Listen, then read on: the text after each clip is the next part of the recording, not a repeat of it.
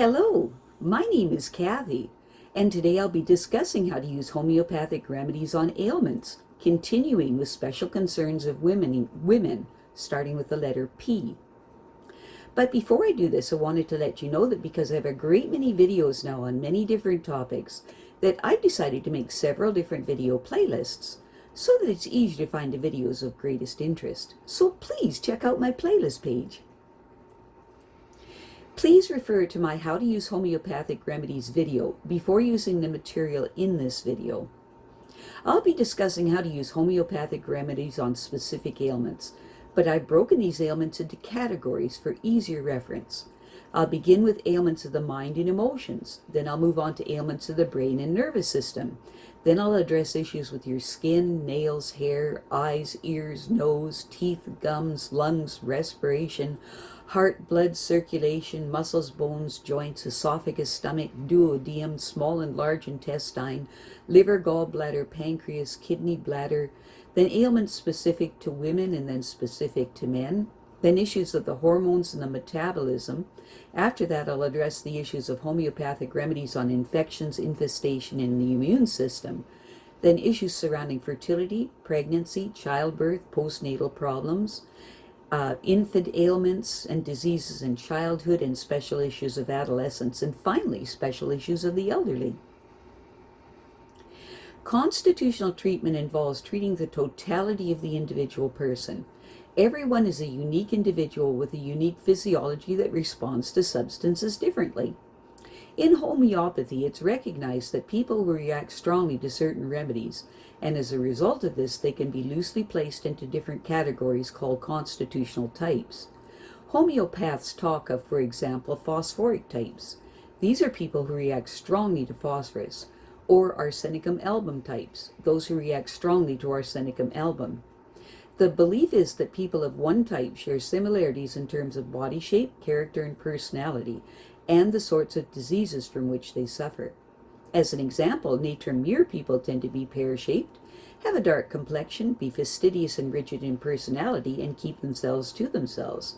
They also crave salt and suffer from constipation.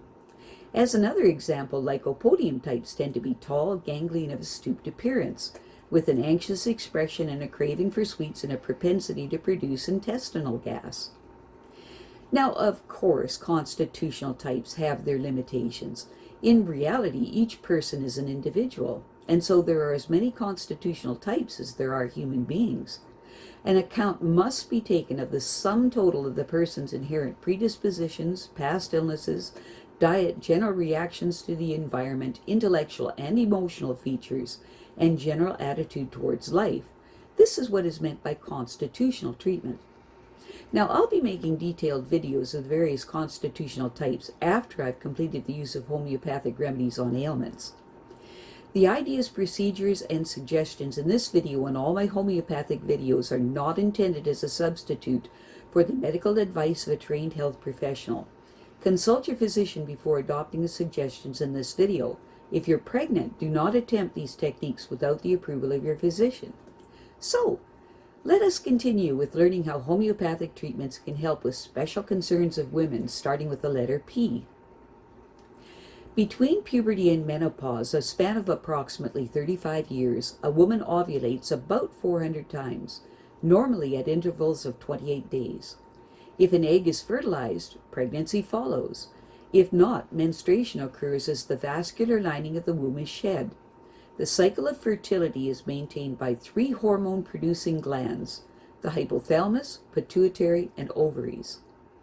The ovaries produce 2 hormones, estrogen and progesterone, in response to 2 hormones produced by the pituitary, which are follicle-stimulating hormone, or FSH for short, and luteinizing hormone, LH for short. Estrogen levels respond to FSH levels, rise dramatically in the 12 days leading up to ovulation, and are at their lowest during menstruation.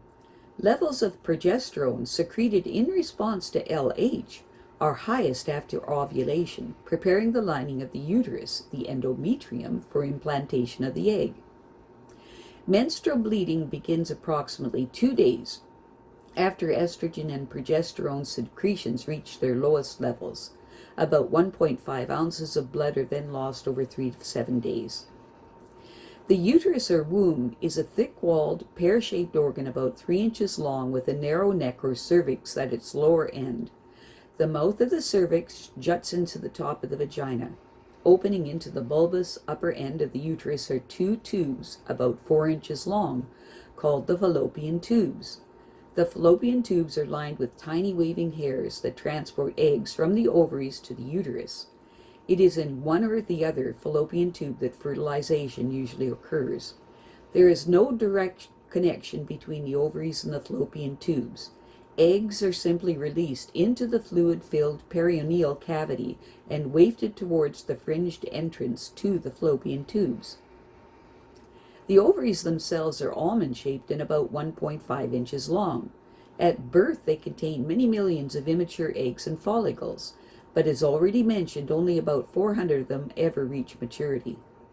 Although several eggs may begin to mature each month under the influence of FSH. However, usually only one egg totally matures. Once it's been released from its follicle, the follicle turns into a corpus luteum, literally yellow body, and proceeds to secrete large amounts of progesterone. The external female genitals, referred to as the vulva, consist of the fleshy inner and outer labia or lips that conceal the entrance to the vagina, and the clitoris, which lies just above the urethral opening where the inner labia meet. The clitoris is very sensitive and a focus for many of the sensations that trigger orgasm. The vagina is about 4 inches long, and it expands and lubricates during sexual arousal and is most sensitive near its entrance. It is protected from infection by populations of acid-producing bacteria. Breast development is one of the first signs of puberty in women. The breasts move with the pectoral muscles underneath, and their hang is greatly influenced by posture and the tone of the muscles that brace the shoulders back. Embedded in the fatty tissues of each breast are 15 to 20 clusters of milk-producing glands, whose ducts converge on the nipple. The pigmented area around the nipple, called the areola, contains glands that keep the nipple supple. Pain in the lower abdomen. Menstrual pain occurs just before and during the first 2 to 3 days of the period, with lower abdominal pain often accompanied by dull aching pain in the small of the back. Pain due to pelvic infection is accompanied by heavy, unpleasant discharge from the vagina. Burning or scalding pain while urinating suggests cystitis. Ovarian cysts and cancer of the ovary can also cause lower abdominal pain. If pain occurs during sexual intercourse, possible cause may be fibroids, endometriosis, or retroversion of the uterus.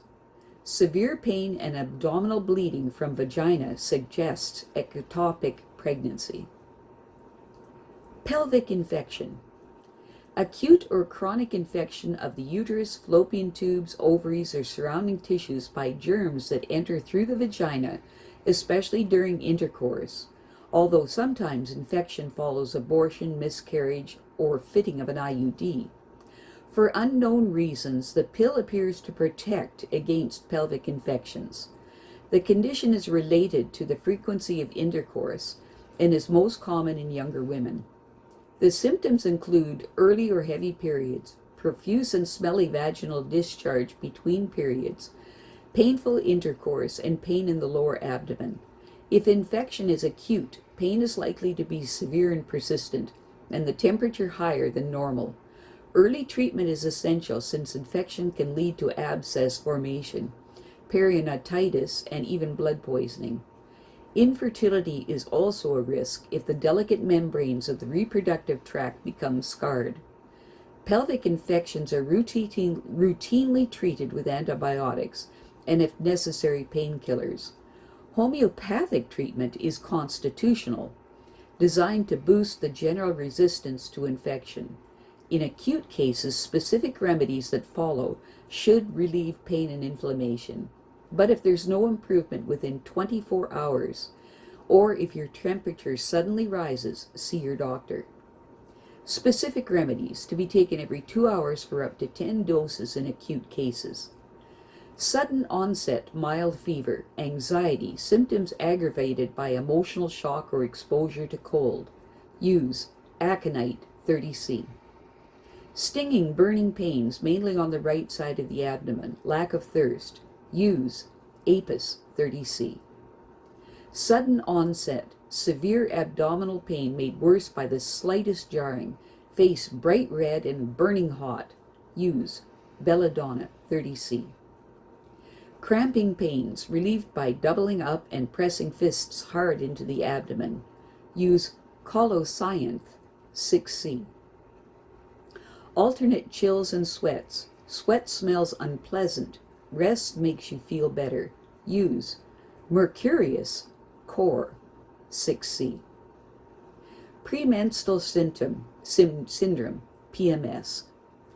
Premenstrual syndrome, or PMS for short, is a constellation of symptoms, physical and emotional, that affect many women in the days leading up to the period. Some 25% of women are not affected by PMS, and the majority of those who are continue to function more or less normally despite feeling slightly down and irritable. But for about 1 in 10 women, premenstrual mood changes are very marked, ranging from unusual aggressiveness to loss of control over actions and emotions. Suggested causes of PMS include allergy, hormone imbalances, nutritional imbalances, and psychological factors. Depression, for example, seems to be a predisposing factor.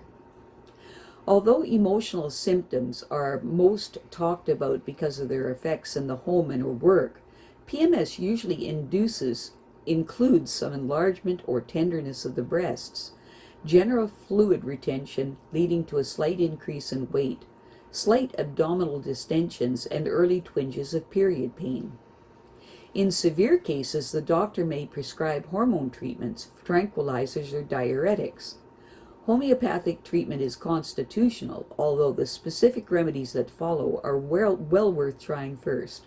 Specific remedies to be taken every 12 hours for up to 3 days, starting 24 hours before premenstrual symptoms are due. Symptoms worst first thing in the morning, breasts painful.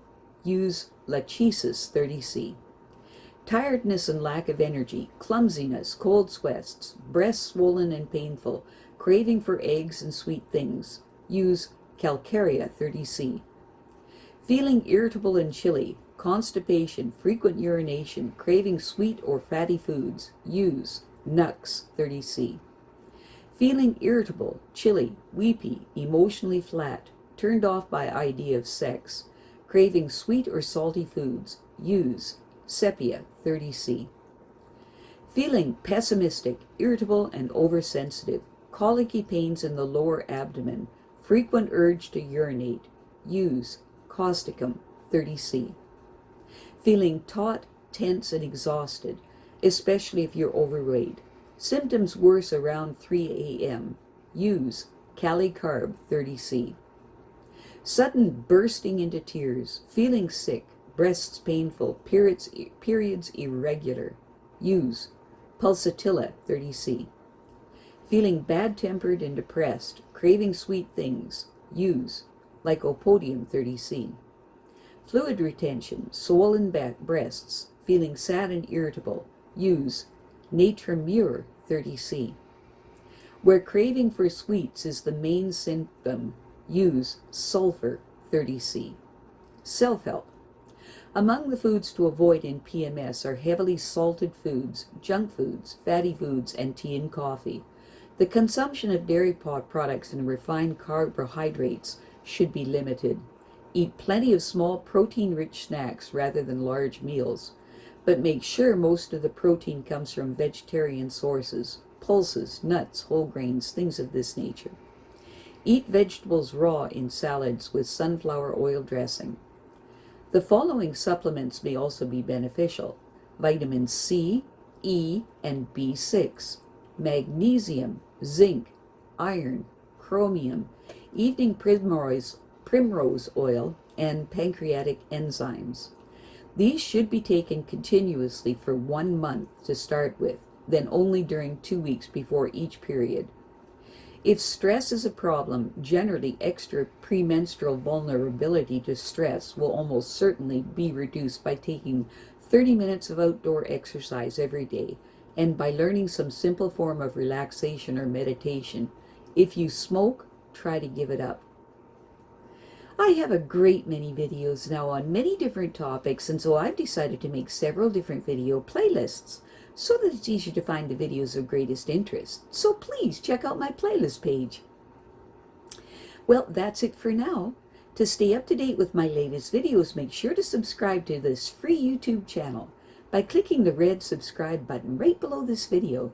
Take care.